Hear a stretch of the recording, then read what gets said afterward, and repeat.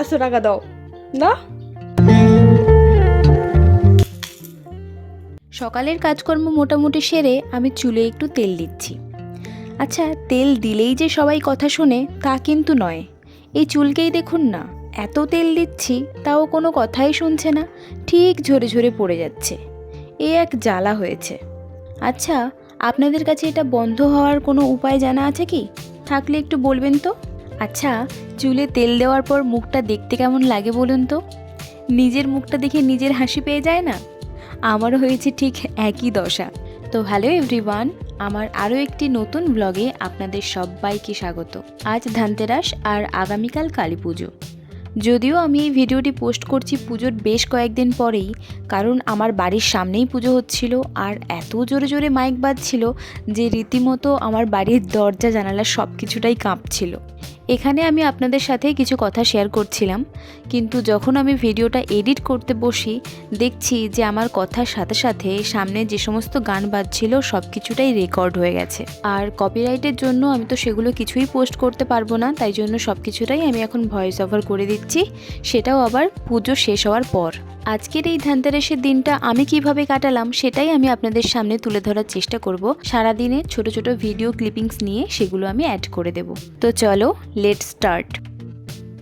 এই যে এখানে একটা কাণ্ড ঘটে গেছে। কাল বাজার থেকে চাল কিনে আনার সময় বাবা মানে শ্বশুরমশাইয়ের সাইকেলের পেছন থেকে চালের বস্তাটি যায় পড়ে। খুব বেশি চাল যদিও পড়েনি, তবুও ওপর ওপর চালগুলো মা তুলে এনেছিল, তাই এখন ভাবছি এগুলো চট করে বেছে নিই। সত্যি সারাদিন বাড়িতে খুঁটিনাটি কত কাজ থাকে, তাই না? তারপরেই আমি এই যে চা নিয়ে চলে এসেছি। আর এই যে রুস লেমন টি কফি ডে, এটা এত টেস্টি, যারা খেয়েছেন তারা তো জানেন। না না, কোনো মিষ্টি নেই, তবে যারা গ্রিন টি বা মিষ্টি ছাড়া চা খান তারা এটা একবার ট্রাই করে দেখতে পারেন। খুব সুন্দর একটা এলাইচি ফ্লেভার পাবেন, দারুণ টেস্টি। আর এর টি ব্যাগটা ডোবানোর সাথে সাথে খুব তাড়াতাড়ি কালার ছাড়তে শুরু করে দেয়। আমি এখানে চায়ের সাথে এই বন পাউডারটি নিয়ে বসেছি। এই যে দেখুন, টি ব্যাগটা ডোবানোর সাথে সাথেই কেমন কালার ছাড়তে শুরু করে দিয়েছে। আমার মনে হয় এতে হালকা করে কফিও মেশানো আছে। যাই হোক, দারুণ খেতে। তারপরেই আমি চলে এসেছি রান্নাঘরে। আর কাল যেহেতু কালী পুজো, তাই আজকে আমাদের বাড়িতে নিরামিষ রান্না হবে, তাই আমি এখানে সবজি কাটতে বসে পড়েছি। আর হ্যাঁ, আজ যেহেতু ধানতেরাস, তাই ভাবছি বিকেলের দিকে একটু বেরোবো। এই যে এখানে আমার সব সবজি কাটাও হয়ে গেছে। যাই এবার চটপট করে রান্নাটা সেরে ফেলি। আজ বাড়িতে শাক ভাজা, ঢ্যাঁড়সের তরকারি আর ওল আলু পেঁপে সব রকম দিয়ে একটা দম মতো করেছি, একদম সিম্পল আর কি। আর ওই যে ওইদিকে আমার ভাতও হয়ে গেছে। এই যে দেখুন, শাক কাটতে গিয়ে ছুরি দিয়ে আমার নখটাই কাটা হয়ে গেছে। ভাগ্যিস নখটা ছিল, না হলে আমার আঙুলটা যেত কেটে। আমার কত সাধের নখ, পুজো আসছে বলেই একটু একটু করে বড় করেছিলাম। আজকে যেহেতু চুলে তেল দিয়েছিলাম তাই শ্যাম্পু করে চলে এসেছি। আর এই যে আমি ফুল তুলতে চলে এসেছি। এই গাছটাতে না প্রচুর ফুল ফোটে, জবা ফুল, তবে এটা একটা অন্য রকমের জবা। মানে ফুলের ওই যে গর্ভদণ্ড হয়, সেই গর্ভদণ্ড থেকে আবার একটু ছোট্ট মতো ফুল ফোটে। আমি দেখাবো অন্য একটা ভিডিওতে। দেখুন কত ফুল ফুটেছে, একটা ঝুড়ি ভর্তি। আর সত্যি কথা বলতে যখন দেখি যে গাছে এত ফুল ফুটেছে তখন মনটা এমনিই ভালো হয়ে যায়। তবে জানেন তো, আমার না আবার গাছ থেকে ফুল তুলতে একদম ইচ্ছে করে না।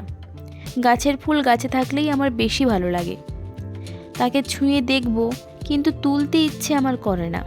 কিন্তু ঠাকুর পুজোয় তো ফুল দিতেই হবে, তাই না? তাই জন্যই ফুলটা তোলা। দেখেছেন ওইটুকু একটা গাছ থেকে কীরকম এক ঝুড়ি ফুল তুলে ফেললাম। আর ওই যে সামনেই মন্দিরের পাশে নয়নতারা ফুলের গাছ আছে, ওখান থেকেও আমি কিছু ফুল তুলে নেব। আমাদের বাড়ির দোতলায় কাজ চলছে, তাই পুরো বাড়িটাই এত নোংরা আর এলোমেলো হয়ে আছে, বালি সিমেন্টে চারদিকটা ভরপুর। গাছের অবস্থাটা দেখেছেন তো নিশ্চয়ই, পুরো গাছটাতে সিমেন্ট জল পড়ে পড়ে অবস্থা খারাপ হয়ে গেছে। যাই হোক, সেটা শেয়ার করব আমি অন্য একটা ভিডিওতে। আর সেজন্যই ঠাকুর আমারই রুমে একটা সাইডে এখানে এনে রাখা হয়েছে। কি আনছো দেখি? এখানে একটা করে দেখতে পারি, এখানে পাবো। অনেক ভারী, ভালো। তাহলে তুমি নিয়ে আসো। মুখটা একটু হাসি হাসি করতে পারোনি। আর আপনারা শুধু দেখুন যে ও কত বাজি কিনে এনেছে। কত টাকার বাজি কিনছো? 2100 টাকা। 2100 টাকা? কি হবে অত? তোমার ভাইয়ের ঘরে যাবে কিছু আর আমার কাছে থাকবে কিছু মানে তাহলেও তো মানে 2000 টাকারও তো বেশি, 1000 টাকাও তো অনেক বেশি। ঠিক আছে। হ্যাঁ ঠিক আছে, মানে 1000 টাকার বাজি, সে 1000 তুমি 1000, মাথা পাগল আছে? ওরা আমাকে দিবার বেলা তো টাকা বেরায়নি, আমাকে দিবার বেলা তো টাকা বেরায়নি, তখন আমার কাছে নেই। বাজি কেনার বেলা টাকা বের দাও, আমাকে 500 টাকা দাও, দাও। নেই।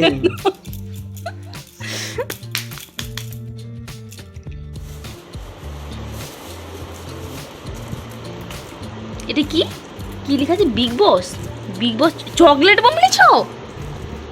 তুমি কি পাগল নাকি? ঝুরঝুরি পাইনি, এটা কি চকলেট বোম? এটা সত্যি কথা বলো না। হ্যাঁ। কেন গো? পুলিশ ধরে নিয়ে যাবে, দাঁড়াও আমি পুলিশকে ফোন করব। এটা কি গুনগুনটা কি আবার? কি দেখো? সাববড়ি নাকি? হ্যাঁ না, ও আচ্ছা আচ্ছা, টুগলি বোম মানে সে হাত বোম। আরে আরে এখানে ফাটাওনি, ঘরে নোংরা হয়ে যাবে। কিচ্ছু পাইনি। দেখি এখানে বের করে রাখো। এটা কি? ও এটা সেই জল দেখেছেন বোমগুলা? আর শুনেওছেন যে 2100 টাকার বাজি কিনে এনেছে, বিভিন্ন ধরনের বাজি। আর এই যে তুবড়ি, 10খানা তুবড়ি এনেছে, তারপর জল বোম 4 প্যাকেট, আর চকলেট বোম বাপরে বাপ 10 প্যাকেট। বলুন তো এর কোনো মানে হয়? আমার আবার এইসব বোমাবাজিতে ভীষণ ভয় লাগে। এছাড়াও ওই যে ঝুরঝুরি, long and green sparkle, red sparkle, সব কিছুটাই আছে। আর এই যে এগুলোতেও হচ্ছিল না, তাই সন্ধেবেলায় আবার গিয়ে 250 টাকা খরচ করে এই যে এইগুলো এনেছে। এর কোনো মানে হয় বলুন তো? এই যে এখন আমি রেডি হচ্ছি বেরোবো বলে, বলেছিলাম না আজ ধানতেরাস, আজকের একটু বিকেলে বেরোবো। না না, কোনো সাজগোজ করছি না, জাস্ট হালকা করে একটু লিপস্টিক পরেছি আর ড্রেসটা টুক করে পরে নিয়েছি, ব্যাস। চুল টুল কিচ্ছু বাঁধা হয়নি। আচ্ছা ড্রেসটা একটু দেখিয়ে দিই। এই ড্রেসটা বিয়ের পরপরই বাবা কিনে দিয়েছিল।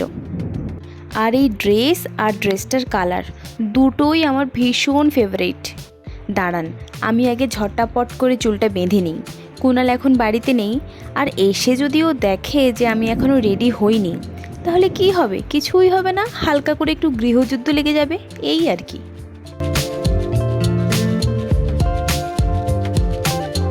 ব্যাস আমি রেডি।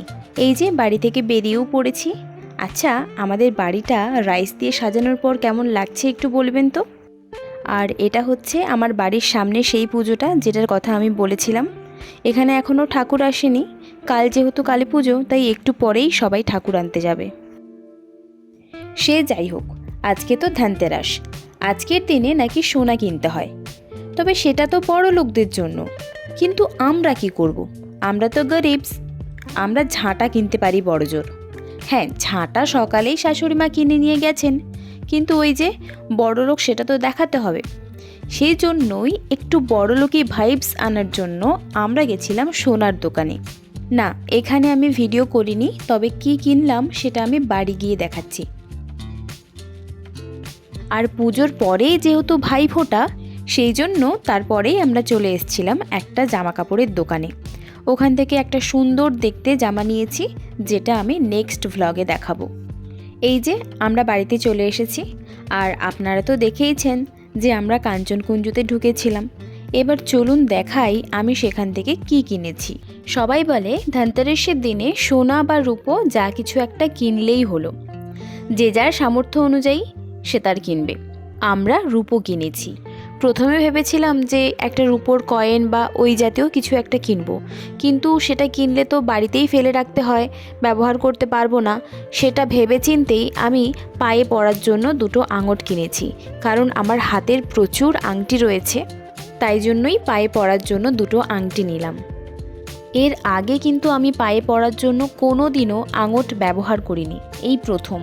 আমি প্রথমে একটা ডিজাইন দেখেছিলাম যেটা আমার খুব পছন্দ হয়েছিল, কিন্তু সেটা অনেক বড় আর ছোট বড়ও করা যায় না, তাই সেটা আমি নিতে পারিনি। আর যেটা নিয়েছি এটাও খারাপ নয়, মোটামুটি।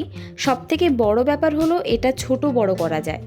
আর যেটা আমি জানতাম না সেটা হচ্ছে এগুলো নাকি এরকম জোড়াই নিতে হয়। যাই হোক, আপনাদের এটা কেমন লেগেছে সেটা একটু আমাকে কমেন্ট করে জানাবেন। তো আজকের ভিডিওটি এই পর্যন্তই। ভালো লাগলে চ্যানেলটি সাবস্ক্রাইব করে পাশে থাকবেন। বাই।